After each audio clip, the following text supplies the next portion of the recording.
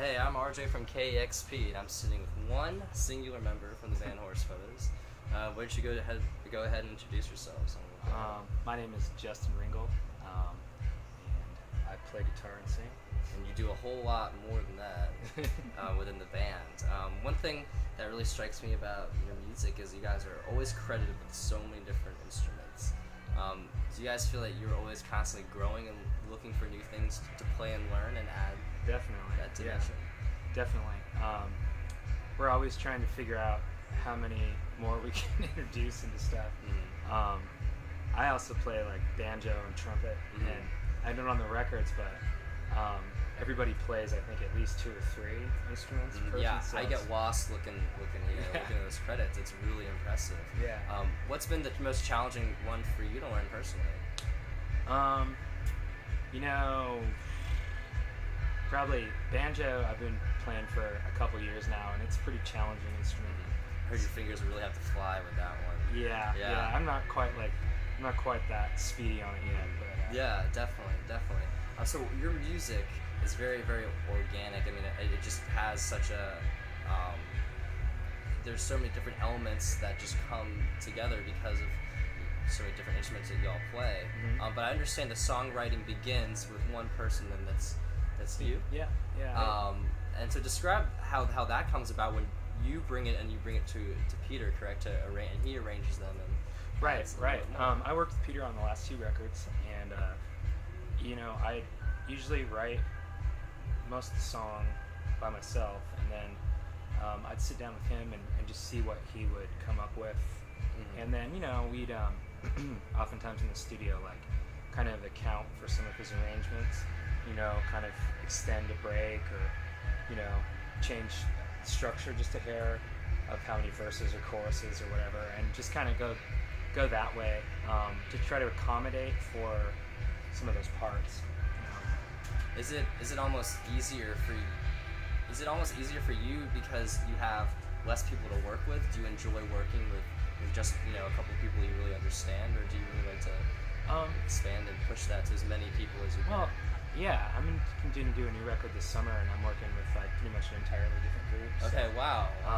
And which similar instruments, but like violin and cello and banjo and mandolin and all that stuff, and kind of working more with like a little bit larger group setting this time, and the process is slightly different than it was working with just Peter. Like when I started out, I'd written most of the first record and played the songs alone for a while, and then like met him and he just added some things to this first record, and then the second time it was like a different process because his sister was playing with us as well, and so that was kind of a different situation. And now it's like a completely different situation again. So it's fun for me as a songwriter to be able to throw those So things many out to there, different yeah. people. Yeah. I'm sure a lot of different creative content comes from those different people. One thing I'm really excited and I want to know is where can we see your music going with this next record, because there's so many other people who are not Peter and his sister working on it. Right. I mean, the thing that's funny is I've started to write some of the new stuff and this winter, and it's really funny because of different string players, but I feel like a lot it's still like coming from me, like a lot of the songwriting sounds and stuff, and I kind of I've been really impressed like how similar it actually sounds. I guess it's just because it's kind of coming from one point from the beginning, and so it hasn't, working with other people hasn't seemed that crazy different, but I'm sure they add their own flavor. definitely. I mean, everybody plays a little bit different. Mm-hmm. Yeah. Oh, so now that you're working with more and more people, how has the live performance changed for you?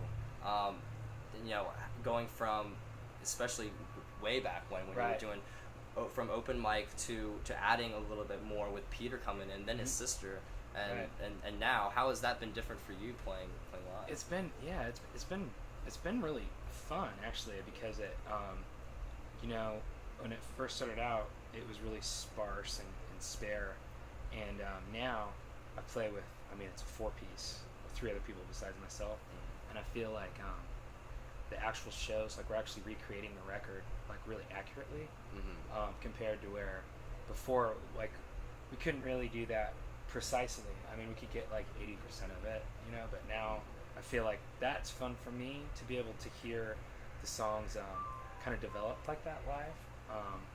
So that's the main thing. I really enjoy that aspect of it a lot. And I'm going to hopefully continue to do that. I think with 3 people, I can kind of, there's a little bit more room to work with. Definitely. Yeah. When going back to your way back when, to your roots as open mic, you know, I feel that that's a really strong point for you because you were a songwriter, and that's really a good place to showcase that. Do you ever go back to those open mic nights? Do you ever strip it down and say, you know, to check to see how, you know, how strong your songwriting is, and really strip it down to bare bones? Maybe I should.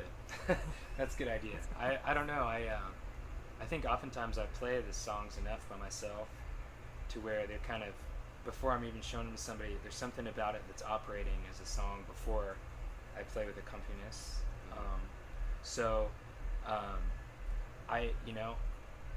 I think that's a really good idea. I think maybe I'll try that out. Maybe that'll make me better. Yeah, that kind of I feel good. I mean, a friend who first introduced me to your music said, you have to just check this out. This dude is just a great songwriter, and that's what really brought me to your songs. And so and then afterwards, when I read about that you honed your skills in open mic, it really made sense, because when you're up there, you have nothing really to fall back on. You know, you can't go hide behind effects or more instruments or more, you know, or more pedals or more, you know, more guitar, more amp. There's nothing there. And it's a trial by fire for sure. I mean, it's typically you play, and you usually only play like 5 songs or 3, and they kick you out. There's like coffee grinders going on, and people standing up and walking out. And did you used to win all the old open mics that you used to play? Or? No, they were never competitions. They were just like, you know, you just go up and do your thing. Yeah. And it's you kind of have to impress people in like 30 seconds, or it's like,